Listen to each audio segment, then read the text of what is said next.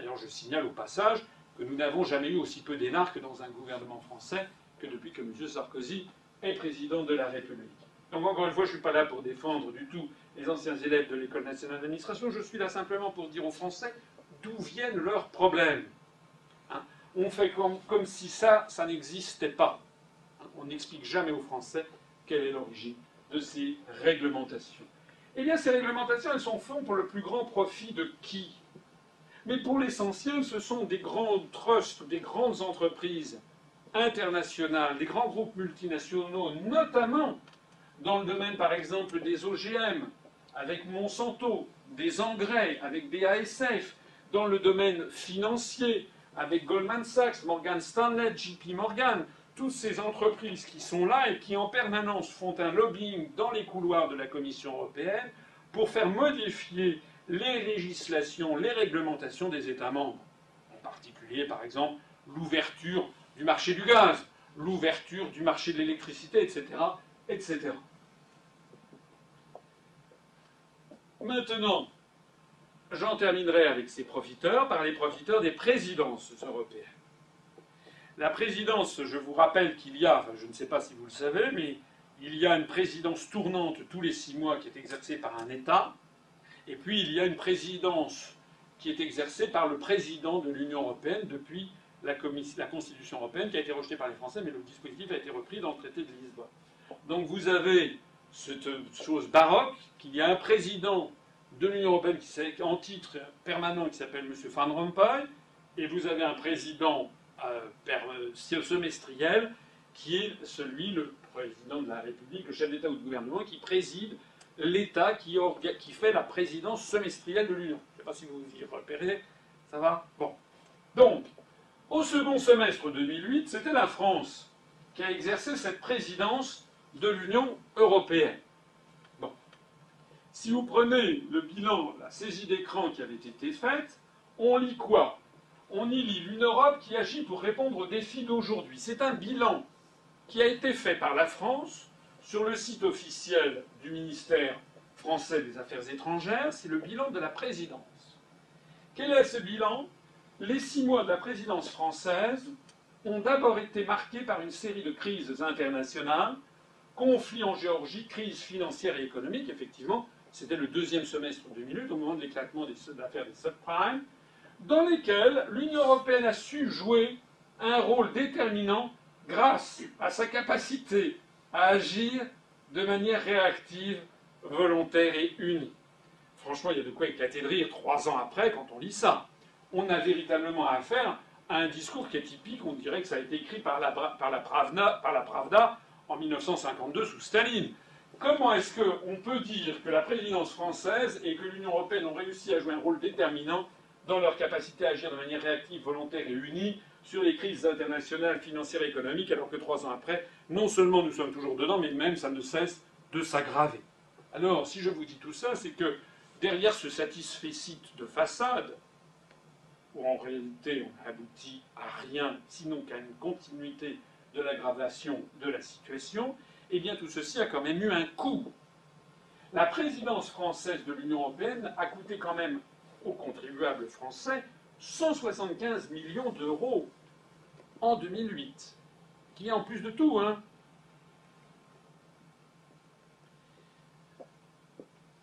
Le logo a coûté 57 408 euros, payé au designer Philippe Stark pour faire ce logo.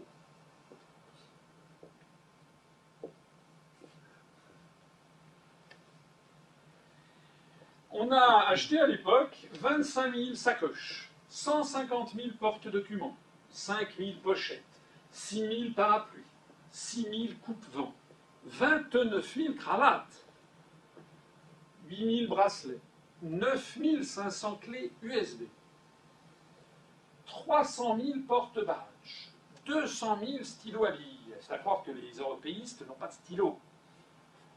200 000 bloc-notes, 6 500 chemises de dossier et 500 draps de bain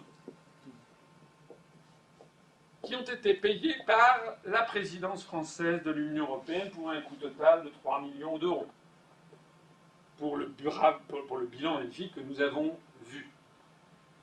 M. Van Rompuy, lui, président du Conseil européen, gagne 21 875 € par mois de salaire net, plus des allocations logement, plus des indemnités, plus il possède, enfin il a à son service 35 membres de cabinet, des conseillers, 3 huissiers, 2 chauffeurs, 10 gardes du corps, 10 gardes du corps pour protéger le corps de M. Van Rompuy. Alors, je ne sais pas si c'est parce que la photo est assez suggestive, on le voit ici avec la baronne Ashton of Holland, mais 10 gardes du corps pour protéger le corps de M. Van Rompuy, ça paraît quand même beaucoup.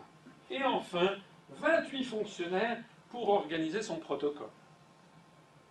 Fonction qui n'existait pas jusqu'au traité de Lisbonne. Hein. Ceci a donc un coût, avec une voiture blindée, un coût estimé de 125 000 € par mois, que l'on a encore ajouté à tout le reste. Hein.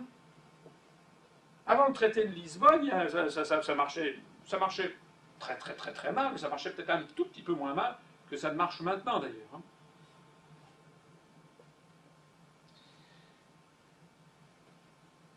Et puis donc, un nombre de profiteurs maintenant anonymes en croissance exponentielle. Je le disais en préambule, lorsque vous avez une structure qui manie beaucoup d'argent, une pompe aspirante d'argent et qui refoule cet argent, et qu'il est impossible de la critiquer par principe, puisque si vous critiquez la construction européenne, c'est forcément que vous êtes quelqu'un d'extrême droite.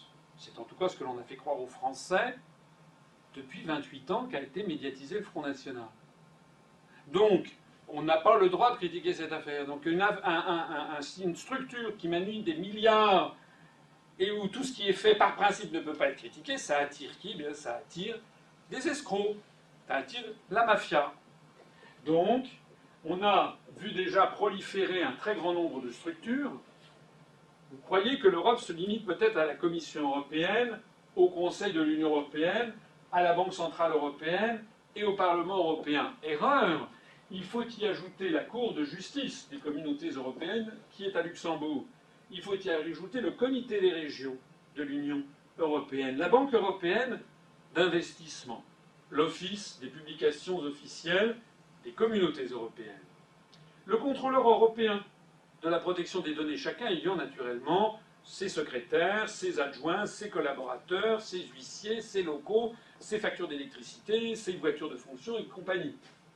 Le médiateur européen. Le Centre européen pour le développement de la formation professionnelle. L'Agence ferroviaire européenne. Le Centre de traduction des organes de l'Union européenne.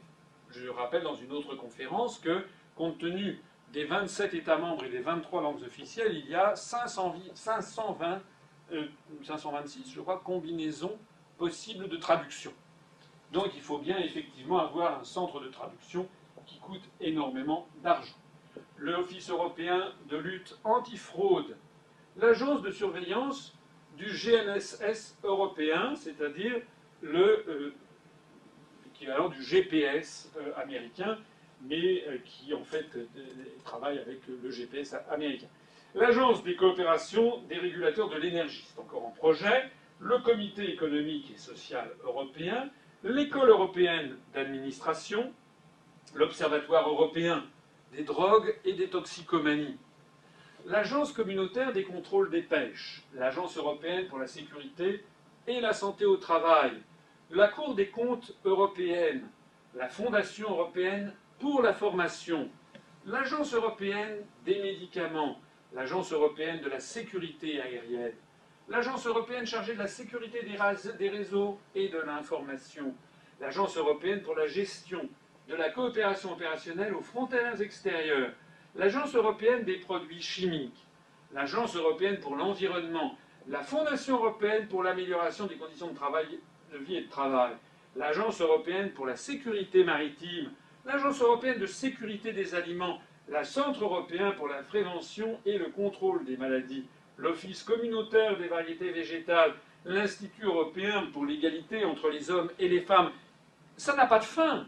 Parce qu'évidemment, chacun peut dire « oui, mais c'est important d'avoir une agence de sécurité des aliments, oui, mais c'est important d'avoir une agence des produits chimiques, oui, mais c'est important d'avoir une agence des médicaments, oui, bien sûr ». Mais sauf que tout ceci existe déjà au niveau national et au niveau international. Par exemple, en matière de, je ne sais pas, d'environnement, pourquoi faudrait-il avoir une agence européenne pour l'environnement? Il y en a une au niveau national pour les réglementations nationales. Oui, qu'il y ait une organisation au niveau mondial dans le cadre de l'ONU, puisque les matières d'environnement ne s'arrêtent pas par les frontières. Oui, mais pourquoi faut-il systématiquement toujours dupliquer au niveau européen? Parce qu'à chaque fois, eh bien, il y a des gens qui y trouvent un fromage. D'ailleurs, vous pouvez créer tout et n'importe quoi. Vous pouvez créer demain l'agence européenne pour la, je ne sais pas, pour la défense comment dirais-je, des fabricants de paniers en osier. L'agence européenne pour la sauvegarde des colibris en cage. Et à chaque fois, vous trouverez un lobby qui dira que c'est très très important de défendre les fabricants de paniers en osier ou les colibris en cage. Et donc à chaque fois, vous créerez une nouvelle structure qui ira de l'avant et qui naturellement consommera des fonds publics.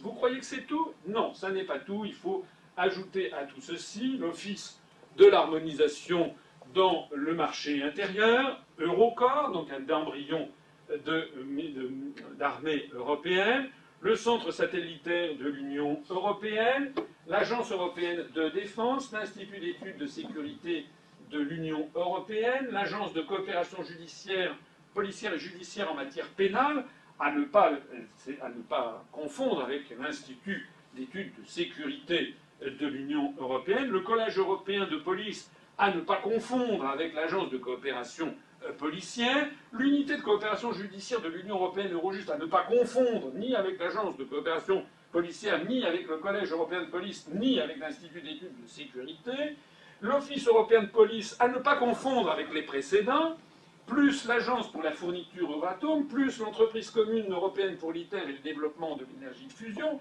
plus l'Agence exécutive éducation visuelle et culture, plus l'Agence exécutive du Conseil européen de la recherche, plus l'Agence exécutive du réseau transeuropéen de transport, plus l'Agence exécutive pour la compétitivité et l'innovation, plus l'Agence exécutive pour la recherche, plus l'Agence exécutive pour la santé et les consommateurs, on va s'arrêter là. À quand une agence exécutive pour la découpe des saucissons en rondelles? Donc vous voyez à quel point nous sommes dans une affaire proliférante, sans aucune limitation, hein, puisqu'il s'agit toujours d'augmenter, en définitive, le budget sur les États membres. Alors, le Conseil économique et social européen, en juin 2011, pour vous donner un exemple de l'une de ces structures, les membres de ce Conseil économique et social, théoriquement, ne sont pas rémunérés. Alors les gens disent, vous critiquez une structure, mais elle n'est pas rémunérée. D'abord, c'est pas parce que les gens ne sont pas rémunérés qu'elle ne coûte rien, parce qu'il y a toujours des frais de secrétariat, des frais d'installation, d'électricité, de chauffage et autres. Mais en plus, les membres ne sont pas rémunérés, mais ils reçoivent une indemnité journalière. Vous voyez qu'on joue sur les mots, une indemnité journalière de réunion, qui n'est quand même pas si nulle que ça, puisque c'est 233 € par journée de réunion. À quoi s'ajoute une indemnité journalière d'hôtel et restaurant de 130 €? Ah oui, il faut quand même que ces gens puissent se loger, puis une indemnité journalière additionnelle de logement de 30 €. Il faut quand même qu'ils puissent se prendre un petit cordial ou un remontant en fin de journée, plus ça nous donne donc 393 € par jour pour les membres de ce Conseil économique et social européen. À quoi s'ajoutent les remboursements de leurs frais de transport? Il y a 344 membres donc, de ce Parlement européen, mais il y a aussi les 800 fonctionnaires administratifs qui, eux, sont payés. Hein, voilà comment fonctionne ce type de structure. Donc le total de ce Conseil et de ce Comité économique et social européen, 15 millions €. On peut dire qu'il ne sert à rien. Enfin, évidemment, on va me dire, oui, vous exagérez, ça a produit je ne sais pas quel dossier, tel rapport très très important sur tel ou tel sujet, je ne sais pas. Bien sûr. Mais combien de rapports sont produits par combien d'organismes en Europe? Je rappelle qu'en France, nous avons notamment tous les rapports qui sont faits par la Cour des comptes, par l'Inspection générale des finances, par le Conseil économique et social français, par toutes les commissions et les comités théodules qui sont nommés en tant que de besoin par le gouvernement. Donc on croule déjà sous les rapports. Alors maintenant, nous allons passer à notre deuxième chapitre. Dans le premier, je vous rappelle, c'était les profiteurs, c'est-à-dire des gens qui, globalement, tiraient profit de la situation, mais qui, globalement, faisaient quand même ce qu'on pensait qu'ils devaient faire. Là, on passe dans un deuxième stade, qui est le stade de ce que j'appelle les escrocs. C'est-à-dire des gens qui sont là, non pas pour faire ce qu'ils doivent faire, mais pour tout simplement empocher de l'argent avec cynisme.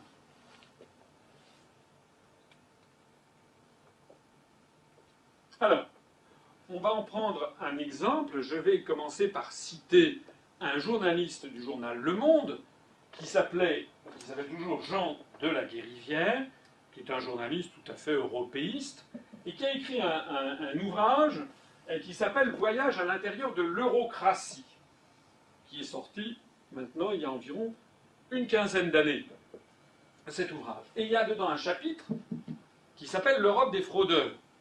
Ce n'est pas moi qui l'ai écrit, c'est un journaliste du journal Le Monde qui s'appelle Jean de la Guérivière, un grand européiste devant l'Éternel. Et c'est lui qui a donc écrit ce que je vais vous citer là. Il l'a écrit donc en 92, donc en fait c'est même plus que 15 ans, c'est presque 20 ans. Il a donc parlé de l'Europe des fraudeurs en parlant, dans son texte, de parachutage, de pistons, de réunionites, d'intoxication consentante, de mesures surréalistes, j'en passe et des meilleurs. Voici par exemple un extrait de cet ouvrage, Le piston. Le mot est de plus en plus chuchoté, surtout dans les nombreux placards de la Commission où la rancœur délie les langues. Il y a des contrats temporaires obtenus uniquement parce que l'heureux bénéficiaire connaît quelqu'un à la RP, c'est-à-dire ce que dans le jargon bruxellois on appelle la représentation permanente de chaque État membre. C'est un petit peu l'équivalent d'une ambassade auprès de l'Union européenne, le représentant permanent de la France auprès de l'Union européenne. Et voilà ce que continue à dire le journaliste. Les classements bidons au concours pour la titularisation de gens déjà installés grâce à leurs relations, bien sûr que ça se voit. Vous savez que le principe de la titularisation selon les concours est un des grands principes républicains qui vient de la Déclaration des droits de l'homme de 1789, puisqu'avant, dans la fonction publique en France, mais aussi dans les autres pays d'Europe, eh bien, on nommait des gens par faveur du roi ou parce qu'ils étaient des enfants de l'aristocratie. Voilà. Ou bien parce que, étant des bourgeois, ils avaient acheté, dans le cadre de ce que l'on appelait la vénalité des offices, on pouvait acheter son poste de percepteur, par exemple. On payait à l'État X millions d'écus, et puis on devenait percepteur à vie, et on se servait sur la bête. Donc tout ceci a été balayé par la Révolution française. Les grands principes républicains, c'est que tous les emplois publics ne peuvent être occupés qu'en fonction des seules vertus et talents des gens. Et pour mesurer les vertus et les talents, eh bien, ce sont des concours anonymes où les gens, dans l'anonymat, doivent répondre, doivent faire des compositions de français, de mathématiques, de choses comme ça. Et puis après, ils sont jugés par un jury qui ne les connaît pas, de façon à avoir une parfaite, comment dirais-je, justice dans la sélection des personnes qui vont occuper les emplois publics. Ben, c'est pareil normalement à Bruxelles, sauf que vous voyez, là, ce sont des classements bidons pour titulariser des gens déjà installés. On revient donc à un système d'ancien régime. Et Jean de la Guérivière concluait, Jacques Delors qui a été président de la Commission européenne, comme vous le savez, de 1985 à 1995, donc pendant 10 ans, Delors aura été un grand président, mais jamais le copinage n'a marché aussi fort qu'avec lui. Ce n'est pas moi qui le dis. La Confédération européenne des syndicats, maintenant, mérite que l'on y porte un peu d'intérêt. Vous savez que la Confédération européenne des syndicats est l'organisme auquel ont adhéré tous les grands syndicats français. C'est-à-dire la CGC, la CFTC, la CGT, FO et l'UNSA, et la CFDT. Je reprends. Ont adhéré la CGT, la CFDT, FO, la CFTC et l'UNSA. Donc il y a ceux qui n'y est pas, notamment, qui ne sont pas là-dedans.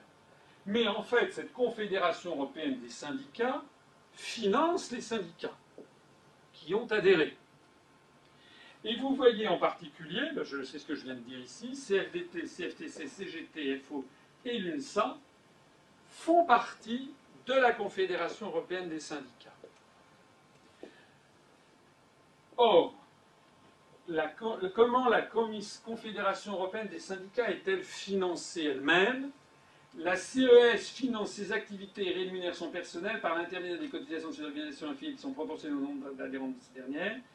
Elle bénéficie en outre d'un soutien financier de la part de l'Union européenne, entre autres des fonds pour les réunions du dialogue social, l'information et la consultation des travailleurs, ainsi que les activités de formation.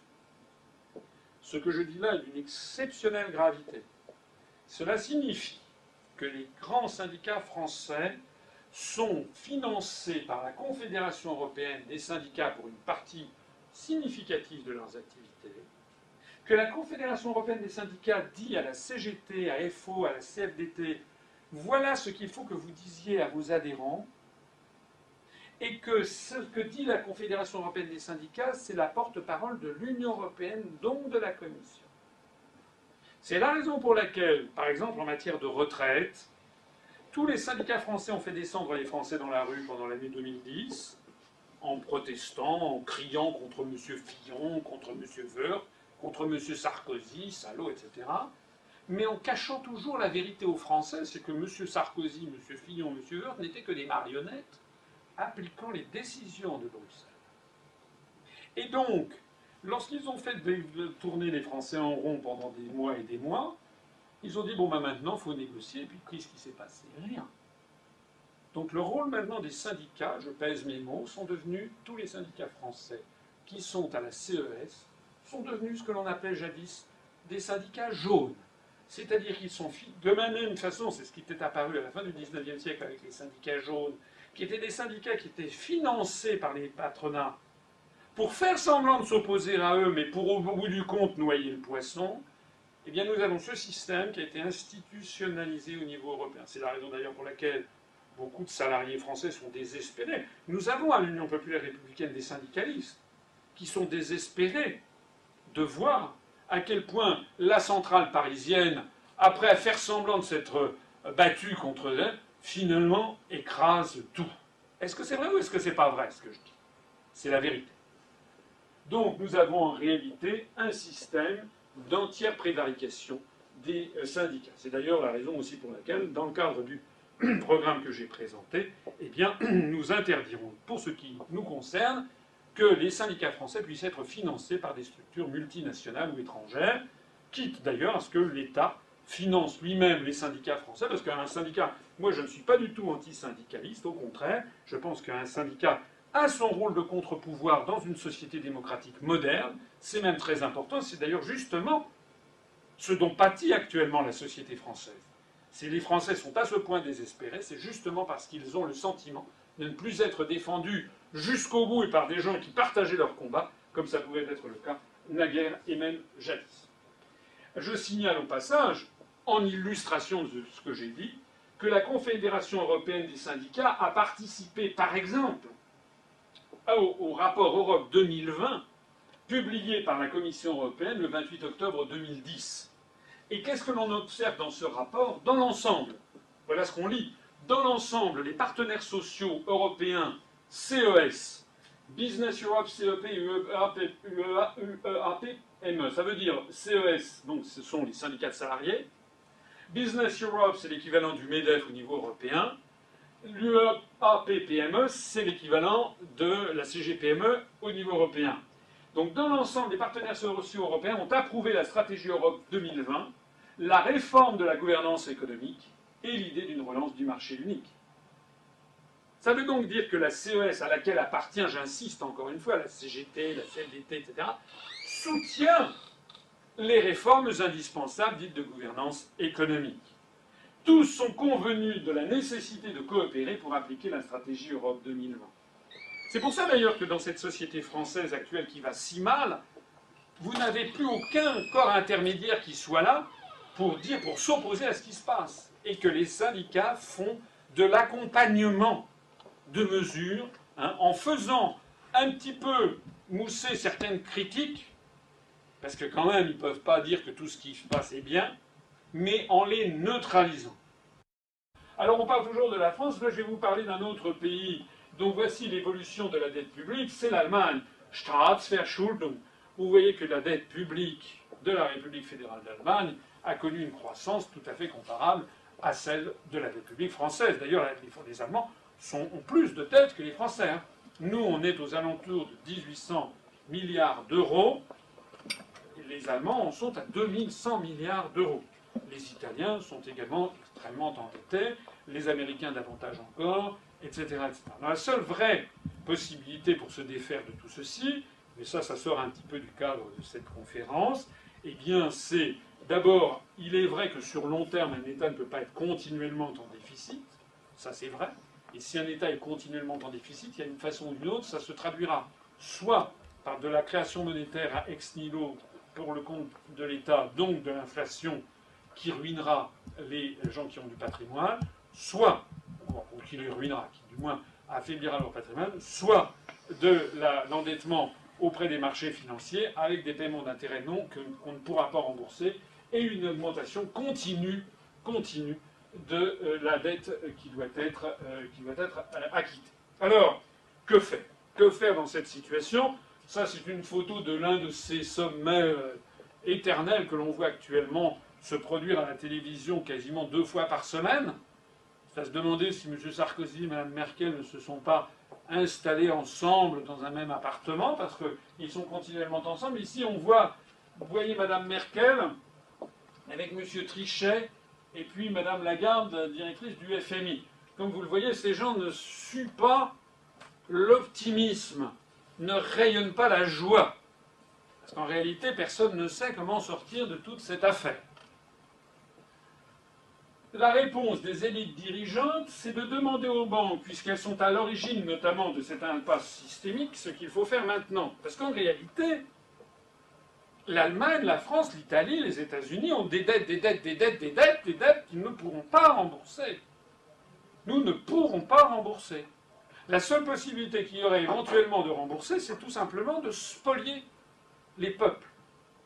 Et c'est exactement ce qui est en train d'ailleurs de se produire dans les pays du sud de l'Europe, comme on va le voir. L'ensemble du monde occidental est en fait entraîné dans une vertigineuse fuite en avant. C'est pour ça que je pense qu'entre l'inflation et la non-inflation, il vaut mieux l'inflation. L'inflation, c'est mal. Mais ce qui se passe en ce moment, c'est pire que mal, puisqu'on est en train de fondre, de poursuivre une fuite en avant avec toujours plus de dettes, toujours plus de pouvoir aux banques, toujours plus de dictature des marchés financiers, toujours plus de destruction économique et sociale. Qui dirige maintenant la France? C'est pratiquement Moody's, Standard & Poor's. J'ai vu que vous avez cette agence de rating, Standard & Poor's a tiqué sur l'accord ELV-Parti Socialiste. Tandis que, comme ça, ils avaient peut-être abaissé la note de Areva. Enfin, où va-t-on? Où va-t-on? C'est-à-dire que maintenant, le moindre détail, un jour, un maire ne pourra plus réparer un trottoir, sinon Standard & Poor's le fera passer perdra son triplé. Mais où va-t-on? Et donc, pour arrêter ce système, il n'y a qu'une seule solution, c'est déjà d'arrêter le système de la libre circulation des mouvements de capitaux, ce que l'UPR est d'ailleurs le seul parti politique à proposer. Là aussi. D'ailleurs, c'est pas... Je signale qu'il n'y avait pas de liberté des mouvements de capitaux jusqu'en 1993. C'est pas ce que nous proposons n'est pas quelque chose d'ahurissant. Ça a été le droit commun en France pendant des siècles. Et notamment pendant les 30 Glorieuses, où les Français gardent un extraordinaire souvenir de cette période des 30 Glorieuses, entre, disons, 1950 ou 1945 et puis 1975, où on a eu un enrichissement fantastique de la population française, avec d'ailleurs une monnaie qui se dépréciait par rapport aux marques. Mais peu importe, ce sont d'autres systèmes, ce sont d'autres problèmes, les problèmes monétaires sur lesquels j'aurai l'occasion de m'exprimer ultérieurement. Mais la réalité, c'est que la population française s'est largement enrichie au cours des années qui se sont écoulées entre 1945 et 1975, et que maintenant nous sommes dans un système d'appauvrissement général. Alors, des engagements financiers illégaux et colossaux sont pris dans le dos des peuples. Alors, plus personne d'ailleurs n'y comprend rien. Ça, je peux vous l'assurer. Parler avec des journalistes, des hommes politiques, les gens n'y comprennent plus rien. On a annoncé, vous vous rappelez, il y avait eu le sauvetage de la Grèce. On avait annoncé, ça y est, tout est réglé. Il y avait eu une espèce de de show à l'américaine organisé par M. Sarkozy, M. Fillon, M. Barouin. Tout était réglé en juin dernier, vous vous rappelez. On avait créé un fonds européen de stabilité financière qui était, où la France allait, enfin qui allait faire 200 milliards d'euros. Et puis patatras, tout a arrêté à recommencer à l'automne, et donc on est passé de 200 à 440 milliards d'euros, avec au passage la France devant prendre à sa charge 89 milliards d'euros. 89 milliards d'euros. Et puis, on est passé ensuite de 440 à 779 lors d'une énième crise. Cette fois-ci, la France devant prendre à sa charge 158,5 milliards d'euros. Je ne sais pas si vous vous rendez compte ce que c'est que 158 milliards d'euros. Ça doit être, c'est un budget phénoménal. Avec ça, on pourrait construire des centaines et des centaines de milliers de logements sociaux pour les Français qui n'arrivent pas à se loger. Cela représente à terme un risque de perte colossal pour les Français, dont on a dit 90, 158, puis combien 200, 300, 400, puisque à chaque réunion, on dit qu'il faut augmenter la puissance de feu de ce FESF, passer de 779 à, on a dit 1000 milliards d'euros. Monsieur Sarkozy voulait 2000 milliards d'euros, mais c'est de notre argent qu'il s'agit quand même au bout du compte. On jongle avec des chiffres qui sont incroyables. Alors j'insiste sur le fait que ces engagements sont contraires à l'article 125 du traité sur le fonctionnement de l'Union européenne qui interdit expressément les renflouements d'un État par un autre. C'était la clause dite en anglais de no bail-out, ça veut dire de non-renflouement, et sont effectués sans garantie, contrairement à ce qu'ont exigé et obtenu les Finlandais qui ont dit « nous, on voudra bien apporter de l'argent, mais à condition d'avoir une garantie de remboursement avec des sûretés réelles ». Quand vous faites un prêt à la banque, là, vous achetez un appartement ou une maison, si ça vous est déjà arrivé, eh bien, la banque, d'abord, elle regarde minutieusement vos revenus, etc., la solidité de votre emploi. Si vous êtes fonctionnaire, c'est mieux que si vous êtes comme un oiseau sur la branche. Et puis, elle va vous prêter l'argent, mais elle va prendre une sûreté réelle, comme on dit, c'est-à-dire une hypothèque sur le bien que vous achetez. De telle sorte que si vous arrêtez de payer, tac, elle va dire « la maison m'appartient, je la vends, je me sers, je me rembourse, et vous, je vous laisse le reste ». Donc les banquiers savent ce que ça veut dire. Donc pourquoi est-ce qu'on demanderait au peuple, à l'ensemble des peuples, de payer sans garantie pour rembourser les banquiers? Alors, je vous rassure, ou je vous inquiète, c'est selon, mais le plus fort de toute cette histoire, c'est que ce FESF, dont on nous parle maintenant depuis plus d'un semestre, le grand secret, c'est qu'il n'existe pas. En réalité, il n'y a rien qui a été fait. On ne cesse d'expliquer dans la presse qu'on va faire ci, qu'on va faire ci, qu'on va faire ça, et ci et ça, mais en pratique, sur les 1000 milliards d'euros aux dernières nouvelles, ils ont levé, la seule chose qui a été faite, c'est de lever sur les marchés financiers une ressource de 5 milliards d'euros. Point. Donc en réalité, nous avons affaire à ce qu'on les anglo-saxons appellent du window dressing, c'est-à-dire tout simplement de l'enfumage des populations, parce qu'en réalité, ce fonds européen probablement n'existera jamais. Parce qu'il faut voir que nous sommes dans un univers d'une extrême hypocrisie, que les Allemands, tout le monde dit marchons, marchons, vous savez, c'est comme à l'opéra, on va sauver l'euro, mais évidemment, personne en France n'imagine qu'on puisse taxer les Français de 158 milliards d'euros pour venir au secours des Grecs et des Italiens. Ça voudrait dire qu'il faudrait vendre tout.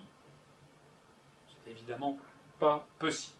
Alors, parmi les think tanks dont je parlais tout à l'heure, eh bien, comme de la même façon, vous savez que l'Union européenne finance des lobbies, des ONG, pour qu'elles viennent faire leur propre lobbying auprès d'elles-mêmes, eh bien, il y a des sociétés qui financent des think tanks qui sont censés représenter les intérêts du peuple européen qui n'existe pas. Parmi celles-ci, il y a notamment un think tank qui s'appelle le Center for European Reform et qui est financé par ces sociétés.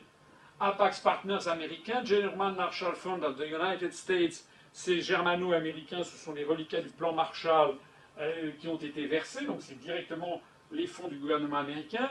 Boeing, société américaine pour la majeure partie. Goldman Sachs, on ne présente plus Goldman Sachs maintenant, qui est une société financière, une banque d'affaires américaine. United Parcel Services américain. United Technologies américain. Morgan Stanley américain. Lockheed Martin américain. Time Warner américain. JP Morgan américain. Citigroup américain. Merrill Lynch américain. Alors, dans le lot, vous avez Rolls-Royce qui est germano-britannique. Vous avez Unilever qui est néerlandais. Vous avez la Deutsche Bank allemande, British Bankers Association qui est britannique, tout comme BP. Mais vous voyez que l'essentiel de l'un des principaux think tanks qui agit, qui vient influer sur la Commission européenne pour demander des évolutions en matière réglementaire, est financé en réalité par des sociétés américaines, parmi lesquelles notamment, j'en retiendrai deux, Goldman Sachs et JP Morgan. Goldman Sachs et JP Morgan qui ont été introduites l'une et l'autre sur le marché du gaz en France depuis janvier 2010. Le gouvernement français a décidé d'introduire sur le marché du gaz en France Goldman Sachs et JP Morgan, à la demande de Bruxelles qui exige l'ouverture du marché du gaz à la concurrence. Est-ce que vous croyez que les requins de Wall Street, que sont les banquiers d'affaires Goldman Sachs et JP Morgan, viennent investir le marché du gaz en France pour servir de, comment dirais-je, de service public, pour apporter du gaz au meilleur coût à Madame Dupont qui habite dans la banlieue de Sens ou d'Auxerre? Non. Ils sont là pour faire le maximum de pognon. Et donc nous sommes en train, dans l'ensemble de l'Europe occidentale, d'ouvrir des services publics à des services financiers, des sociétés financières ou des banques d'affaires qui ne sont là que pour retirer le maximum d'argent. D'ailleurs, vous voyez bien qu'à chaque fois que l'on ouvre un service public à la concurrence, dans les semaines, les mois, les semestres, les années qui suivent, on explique d'un seul coup aux Français, il y a une grande campagne de communication pour expliquer aux Français qu'ils ne payaient pas du tout le truc à son prix. On a ouvert le marché du gaz et depuis lors, le gaz ne fait qu'augmenter. Et on dit aux Français, mais vous ne vous rendez pas compte, vous ne payez pas du tout le gaz à son prix. EDF, c'est pareil. Les sociétés d'autoroutes, c'est pareil. Les réseaux d'adduction d'eau, c'est pareil. Donc, nous avons des sociétés financières qui, au motif que les États sont trop endettés, agissent par des think tanks auprès de Bruxelles, pour que Bruxelles exige des réformes indispensables. Bruxelles neutralisant l'opposition des syndicats par l'intermédiaire de la CES, comme je l'ai montré.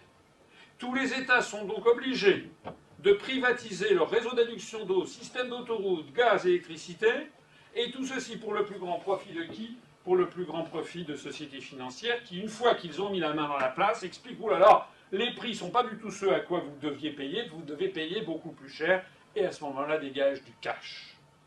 C'est un système de ce que j'appelle du grand banditisme, c'est un système de racket généralisé maintenant au niveau européen. Je signale que Goldman Sachs, le président de Goldman Sachs International, s'appelle M. Peter Sutherland, qui a été notamment un vice-président du fondateur du groupe de Bilderberg, qui a été également à la Commission européenne, on a affaire à l'un des grands patrons de l'empire euro-atlantiste dont il s'agit, et il avait comme subordonné M. Mario Draghi, ancien vice-président de Goldman Sachs Europe, qui est un peu son petit collaborateur, qu'il a fait nommer président de la Banque Centrale Européenne à la succession de Jean-Claude Trichet, auquel il a succédé, voici maintenant, quelques semaines à la tête de la BCE. Ça veut donc dire que Goldman Sachs est une véritable pieuvre. J'utilise le mot pieuvre comme on dit de la mafia sicilienne, parce que ça marche de la même façon. Nous avons des gens qui sont diplômés de l'université américaine, passés chez Goldman Sachs, et qui maintenant ont investi les centres de pouvoir. On l'a vu en Grèce avec le successeur de M. Papandréou, M. Papademos, avec M. Mario Monti en Italie. Ce sont des coups d'État en costume-cravate par des gens qui appartiennent à ce même cénacle, Goldman Sachs, JP Morgan, Commission européenne, grandes sociétés financières new-yorkaises. Je rappelle que c'est donc sur le fondement de tous ces conseils qu'ont été bâtis les articles sur les grandes orientations de politique économique, je vous les ai dit tout à l'heure, l'article 121 notamment du traité sur le fonctionnement de l'Union européenne, qui prévoit donc que l'ensemble des États membres doivent transmettre à la Commission européenne la façon dont ils mettent en œuvre ces grandes orientations de politique décidées par la Commission, dont je vous ai donné la synthèse à l'instant même, en disant qu'il faut en réalité privatiser les services publics au maximum, tout privatiser, comme si c'était une fin en soi que de tout privatiser, comme si la privatisation était gage d'efficacité dans tous les domaines, ce qui n'est pas vrai. Il y a des domaines où effectivement le privé marche mieux que le public, mais il y a aussi des domaines, par exemple EDF, par exemple les grands réseaux d'adduction d'eau, etc., où le public marche mieux que le privé. Par exemple en matière d'EDF, on sait que c'est un type d'économie, comment dirais-je, de modèle économique sur lesquels les raisonnements doivent se porter sur 30 ou 35 ans. Les investissements sont énormes. La construction d'une centrale, qu'elle soit au fioul, au charbon ou au nucléaire, sont des investissements colossaux. Donc il doit y avoir des calculs d'optimisation économique qui sont sur 30 ou 35 ans, qui ne s'accommodent absolument pas de raisonnement à l'ultra court terme que souhaitent les actionnaires de sociétés privées. C'est d'ailleurs la raison pour laquelle EDF marchait si bien, et que plus on privatise d'ailleurs à la fois EDF mais aussi tous ces services publics d'utilité générale, et plus on a des dysfonctionnements, le cas des télécommunications étant un petit peu différent. J'en profite au passage pour dire ici que ce que nous proposons, c'est justement, enfin c'est ce que je propose dans le programme de 2012, c'est la renationalisation de Gaz de France, d'Électricité de France, de Télédiffusion de France, de TF1, de l'ensemble des sociétés de réseau d'adduction d'eau et des sociétés d'autoroutes. Il ne s'agit pas d'avoir une société entièrement publique, il s'agit d'en revenir au juste milieu auquel les Français sont attachés, c'est-à-dire avec un service public important qui permette d'assurer la justice sociale entre les citoyens, ce qui est quelque chose de très important dans notre mentalité nationale. Et nous avons le droit d'être comme nous voulons être. On a le droit de vouloir des services publics puissants, on a le droit d'avoir une poste qui soit une poste, une SNCF qui soit nationale, etc. Ça ne veut pas dire qu'on supprimera l'ensemble de l'activité privée, bien au contraire, mais le fait de détruire tous nos services publics est quelque chose qui ne peut pas être toléré sur long terme par les Français. Alors, je reviens à mon propos, c'est pourquoi est-ce que l'on ne cessait pas de dire aux États, et en particulier à la France, que nous étions en faillite, et qu'on continue de le dire? Eh bien, justement, parce que, en faisant croire aux États qu'ils sont en faillite, eh bien, on force les États à vendre leur patrimoine à des banques ou à des fonds d'investissement qui payent en monnaie de singe, c'est-à-dire qu'ils vont nous acheter tout ceci avec du dollar, le dollar ne valant strictement plus rien. Le dollar ne vaut que ce que les Chinois acceptent de payer encore, puisque vous savez que le dollar est une... On ne sait même plus combien de dollars est mis dans le monde. La statistique M3 est interdite de publication désormais par les États-Unis.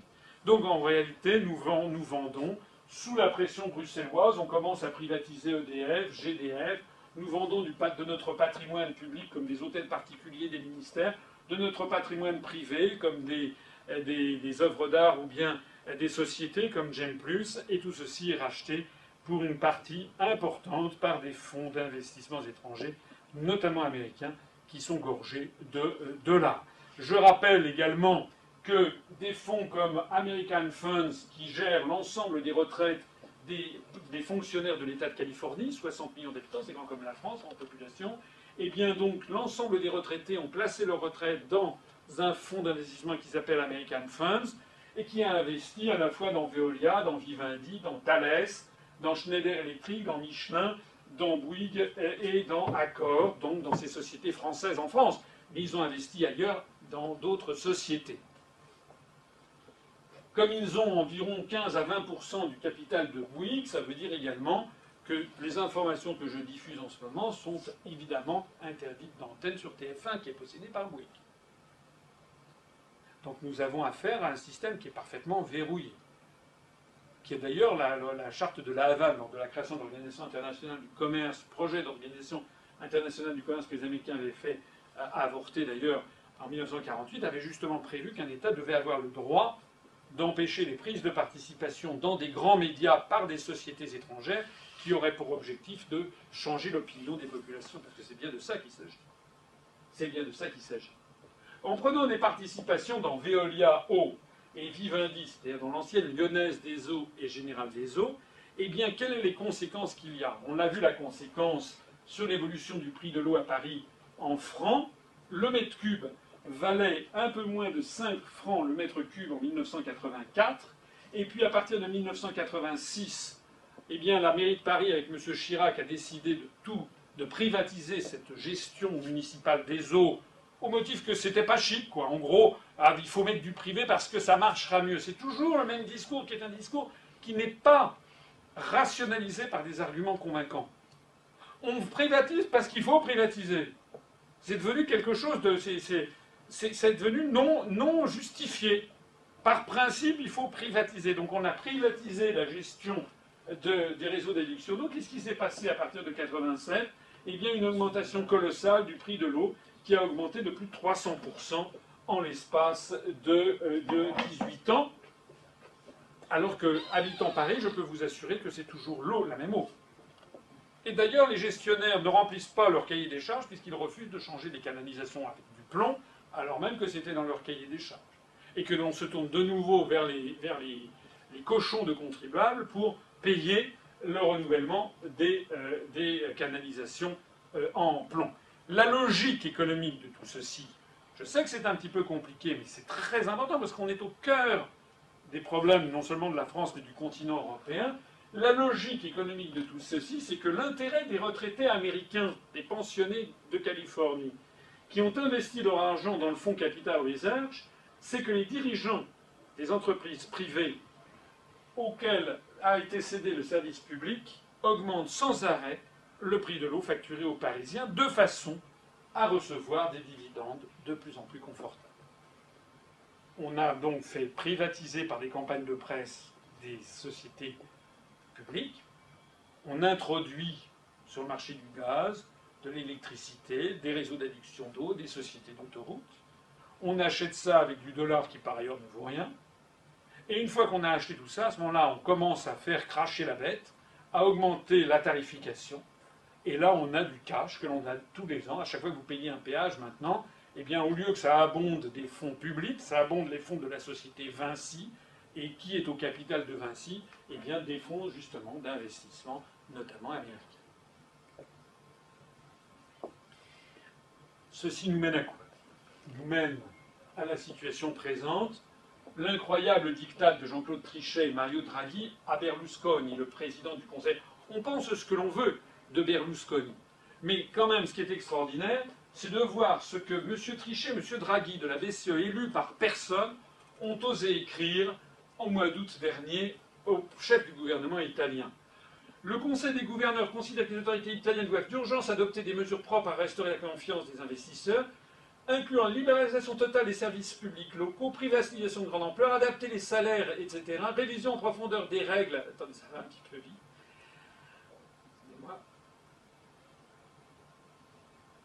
Donc, cher Premier ministre, le Conseil des gouverneurs donc de la BCE considère que les autorités italiennes doivent d'urgence adopter des mesures propres à restaurer la confiance, libéralisation totale des services publics locaux, privatisation de grande ampleur, adapter les salaires et conditions de travail aux besoins des firmes, révision des règles régissant le recrutement et le licenciement des salariés, mesures immédiates en matière de système de retraite et de retraite des femmes, réduire de façon significative le coût des emplois publics en durcissant les règles de renouvellement du personnel et, si nécessaire, en baissant les salaires.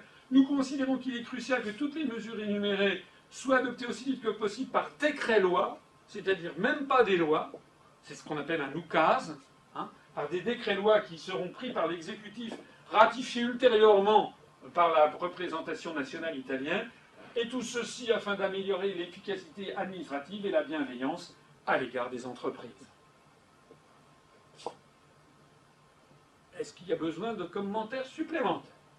Nous avons affaire à tout un continent qui désormais est pris en otage par une oligarchie financière, notamment venue d'outre-Atlantique, mais pas seulement. Alors, Vous connaissez, vous avez entendu parler de ces agences de rating, de notation, Moody's et Standard & Poor's. Ce que vous ne savez peut-être pas tout à fait, c'est que on parle beaucoup de Moody's, mais que l'actionnaire de référence, comme on dit, c'est-à-dire l'actionnaire numéro 1, celui qui possède Moody's, il en possède 13%. Il n'y en a aucun qui possède, il n'y a aucune autre personne, ni organisme qui possède plus de 5% de Moody's, sauf ce monsieur ici, qui est Warren Buffett. Warren Buffett possède 13% de l'agence Moody's. Qui est Warren Buffett? Warren Buffett, il est classé actuellement 3e fortune mondiale par le magazine Forbes, après un Mexicain et après Bill Gates qui a créé Microsoft. En 2009, il était première fortune mondiale. Il a baissé. Mais enfin, ça veut dire que ce monsieur, qui est un Américain, possède donc 13% de Moody's. Donc lorsque Moody's, c'est un spéculateur né, lorsque Moody's annonce qu'elle va placer la France sous surveillance, M. Warren Buffett le sait avant que l'annonce soit faite. Donc il peut prendre des positions de vente ou d'achat à terme d'obligations, etc., sur la France, qui vont lui permettre de remporter le maximum d'argent. Donc nous avons en fait une société comme Moody's, on pourrait dire pareil de Standard & Poor's. Nous avons des sociétés qui sont des sociétés d'ailleurs qui sont des sociétés de divulgation de fausses informations. Elles auraient dû être poursuivies en justice après l'affaire des subprimes et après l'affaire de Lehman Brothers. Selon les standards même de ces sociétés, notamment Standard & Poor's, une société qui doit déposer son bilan, qui risque de déposer son bilan dans les 6 mois, devait être cotée. Je dis ça de mémoire, c'est peut-être pas parfaitement exact, mais c'est à peu près ça. Devait être cotée selon les critères internes de Standard & Poor's, triple C.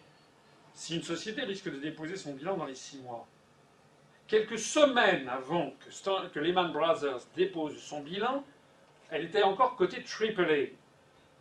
Et Standard & Poor's l'a rétrogradée à AA+, une semaine avant le dépôt de bilan de Lehman Brothers, ou 15 jours.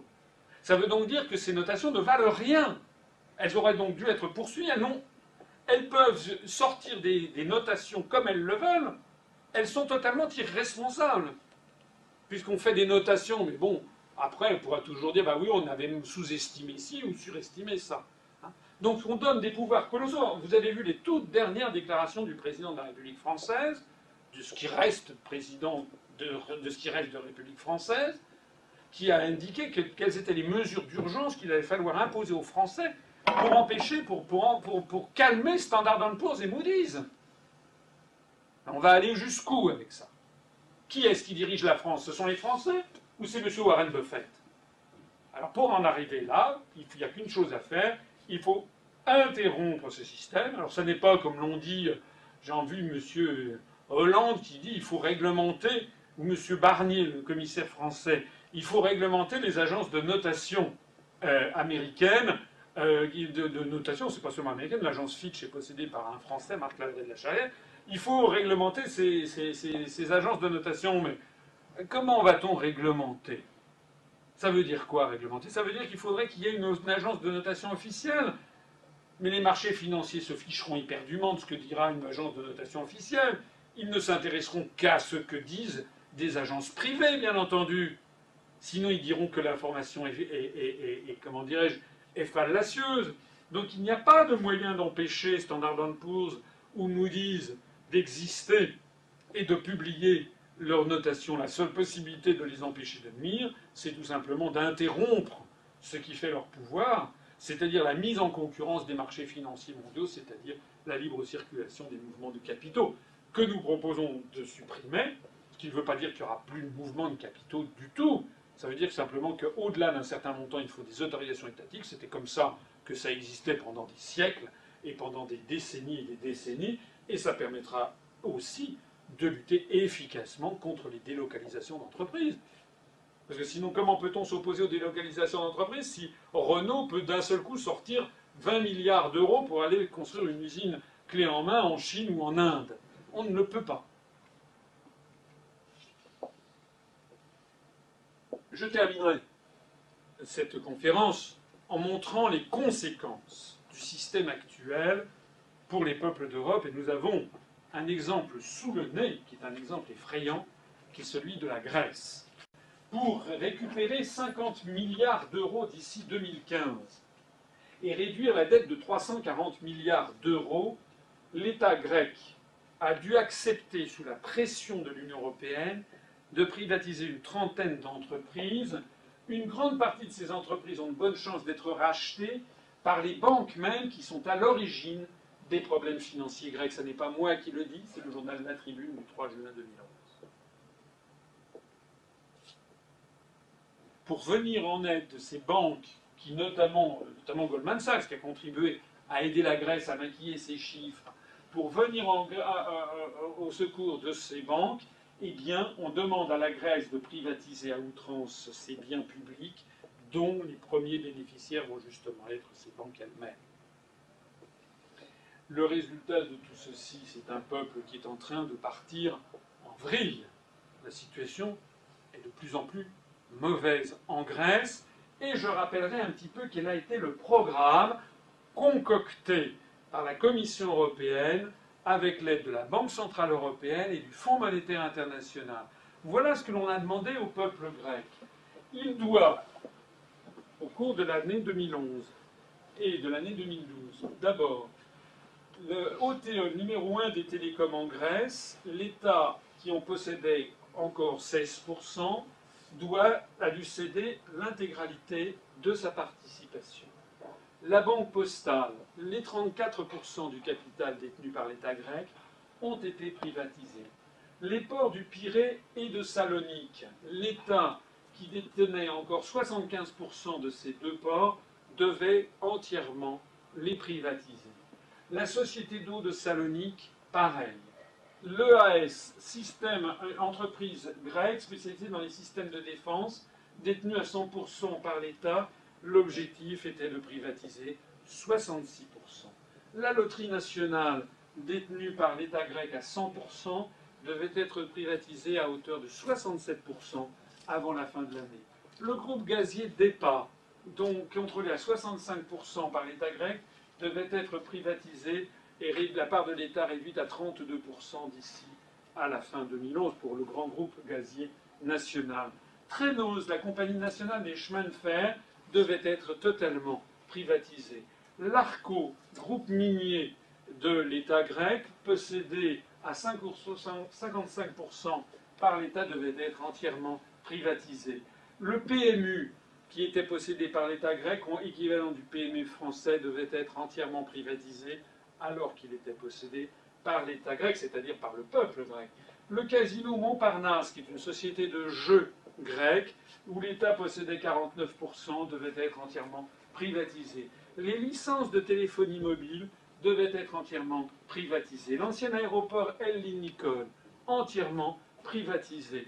Le programme pour 2012 et 2013 se poursuivant, la privatisation de l'aéroport international d'Athènes, la privatisation du réseau d'autoroutes Egnatia-Odos au premier trimestre 2012, la privatisation de la poste hellénique de 90 à 40% la part publique, la privatisation de OPAP des paris sportifs, la privatisation des ports régionaux, la privatisation de la Société d'eau d'Athènes, la privatisation de l'entreprise Evo dans le système de la défense, la privatisation de la Caisse des dépôts et consignations grecque, la privatisation d'électricité de Grèce, la privatisation de la Société des autoroutes Hellène 1, la privatisation des aéroports régionaux de catégorie 1, la privatisation de la deuxième tranche de l'aéroport Ellinikon, la privatisation de toutes les participations bancaires détenues par l'État grec, ainsi que de la Banque agricole ATE.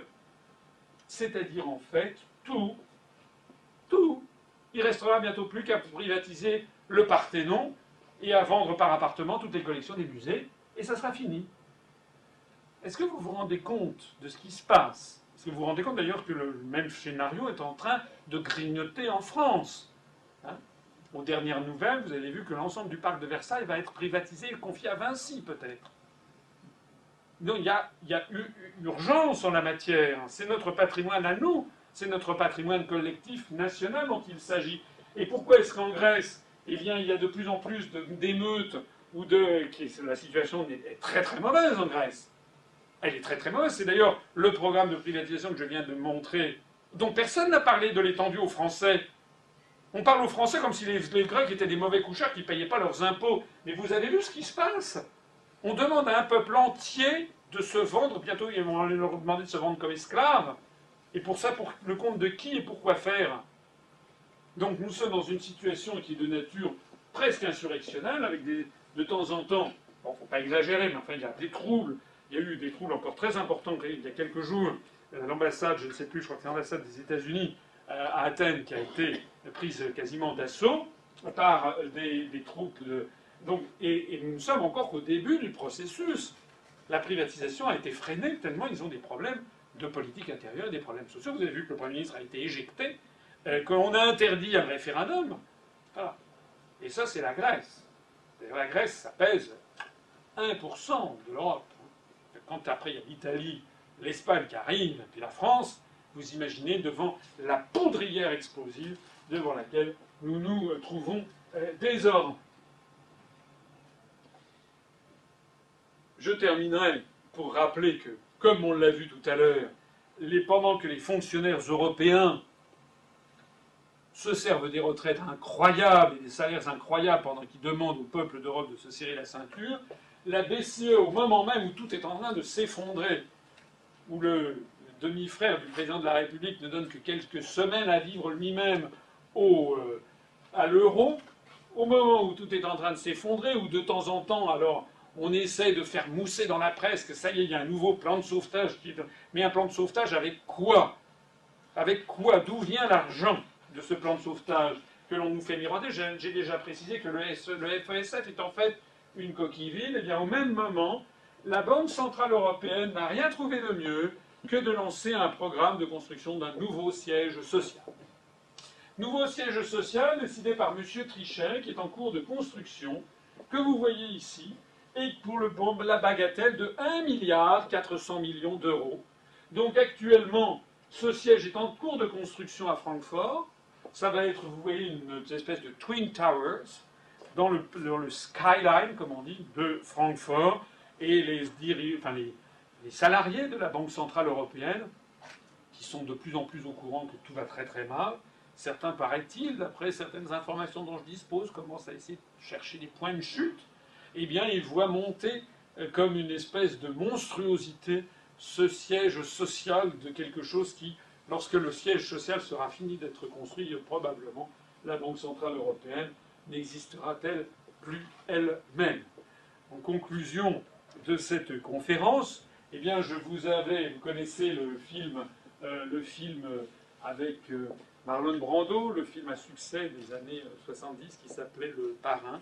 Eh bien, je vous propose, nous, de l'appeler l'européiste. Nous avons en fait, et je pèse mes mots, un système de nature mafieuse, d'autant plus dangereux qu'il apparaît sous forme de costume-cravate et d'expertise financière.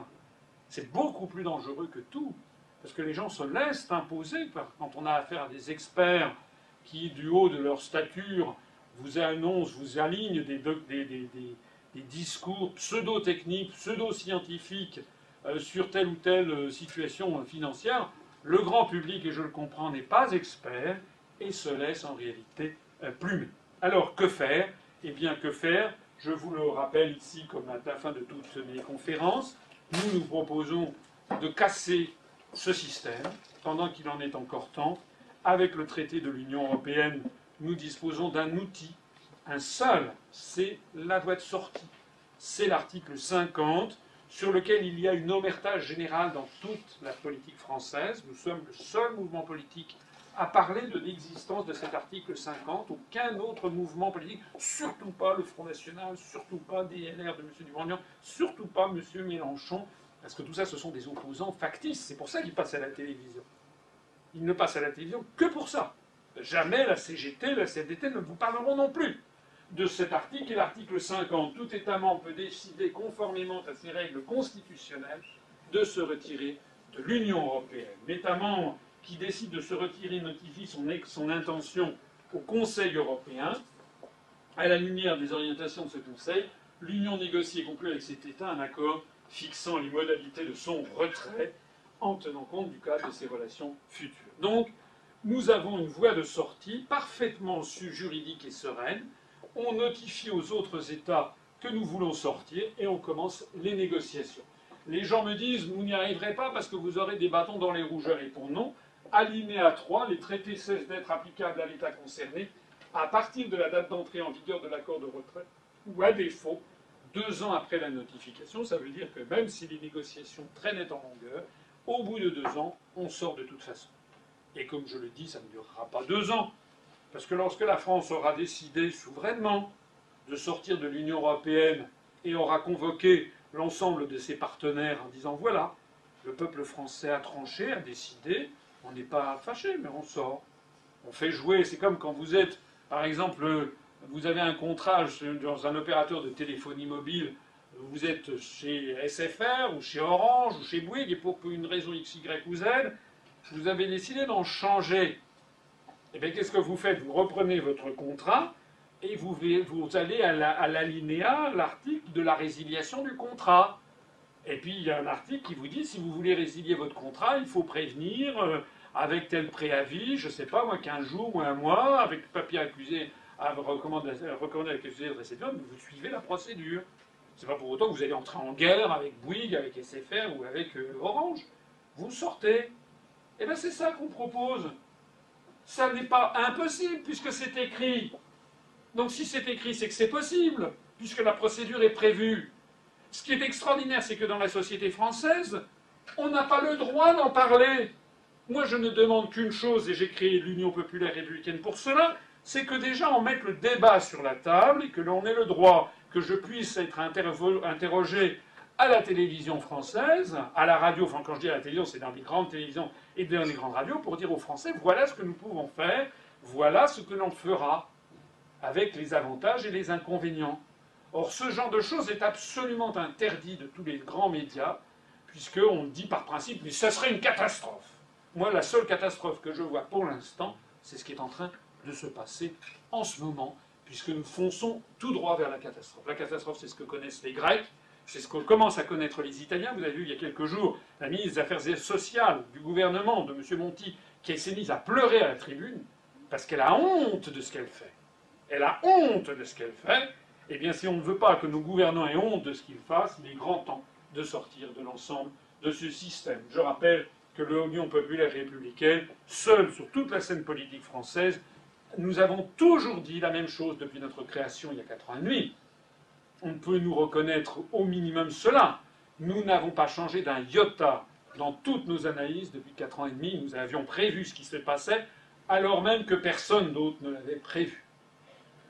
Nous proposons la sortie unilatérale, juridique, sereine, de l'Union européenne et de l'euro, en vertu de l'article 50. Je suis prêt à discuter de toutes les conséquences, les gens qui vous font miroiter des horreurs sur l'effondrement de ci, l'effondrement de ça. L'effondrement, c'est en ce moment, et avec l'euro, que ça se passe. Je répète, pour terminer, que nos 8 remèdes prioritaires qui constituent le changement politique le plus puissant depuis 1958, j'ai eu l'occasion de présenter un programme beaucoup plus complet.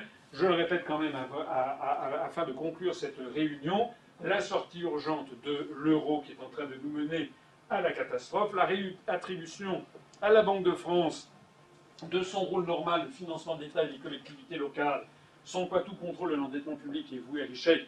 Ce qui ne veut pas dire ne pas avoir par ailleurs une politique sage visant à la réduction des déficits publics et également à avoir une politique qui vise à ne pas utiliser ce système de monétarisation de la dette systématiquement.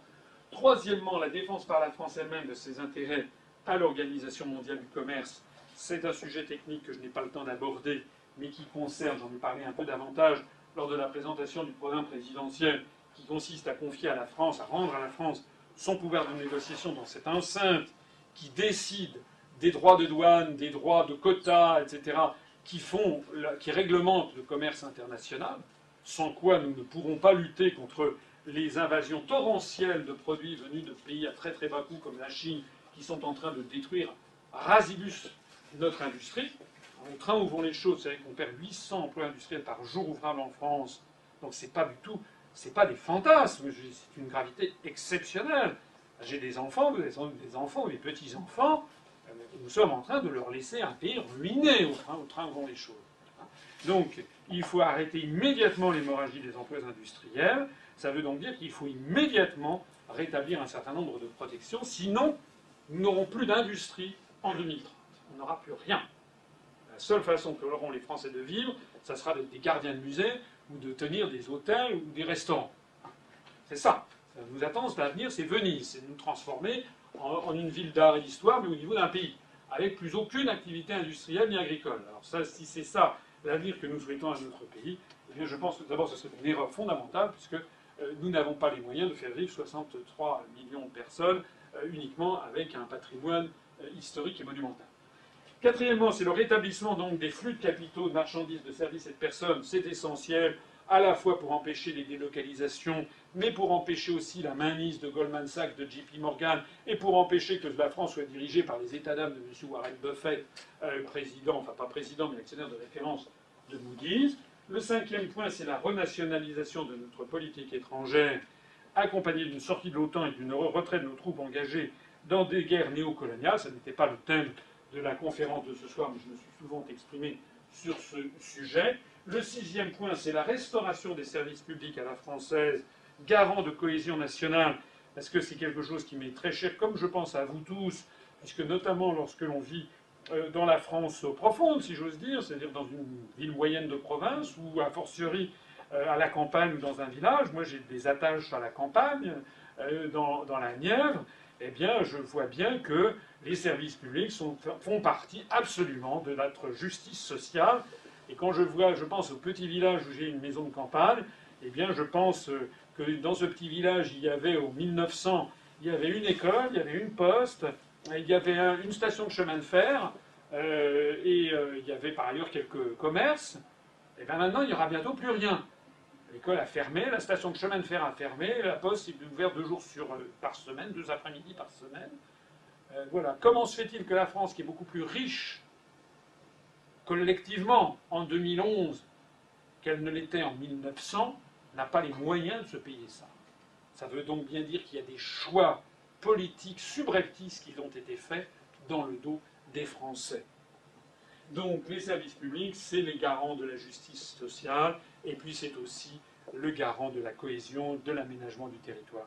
J'insiste sur un élément quand même très important aussi, c'est tout ce qui est accès à à la santé.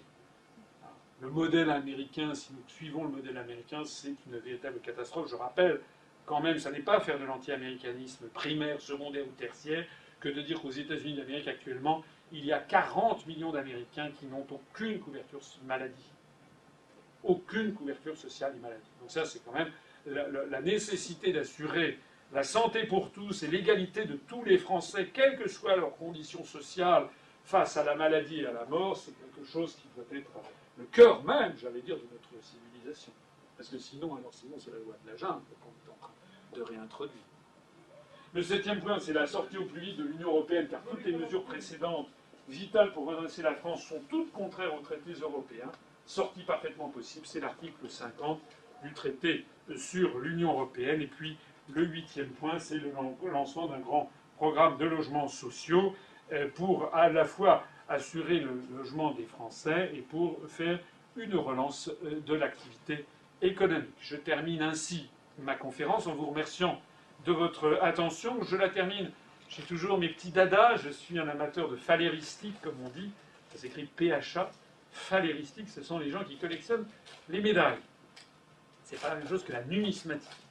Donc, collectionner les médailles, pourquoi pas? Parce que vous avez dans les petits témoignages en métal qui font 3, 4, 5 cm de diamètre, vous avez frappé, vous avez la concrétisation d'un événement historique. Alors cette fois, pour conclure cette conférence, j'ai choisi l'une de mes médailles que j'ai à la maison, enfin elle fait 3 cm, et c'est une médaille où il est marqué, comme vous le voyez ici, on voit une espèce de symbolisation c'est une espèce de Minerve, enfin de déesse grecque, honneur à la ville de Paris, le 27, 28, 29 juillet 1830. C'est donc la révolution de ce qu'on a appelé les Trois Glorieuses, qui ont chassé Charles X après, comme vous le savez, la publication des ordonnances du gouvernement de Charles X, dirigées par le prince de Polignac.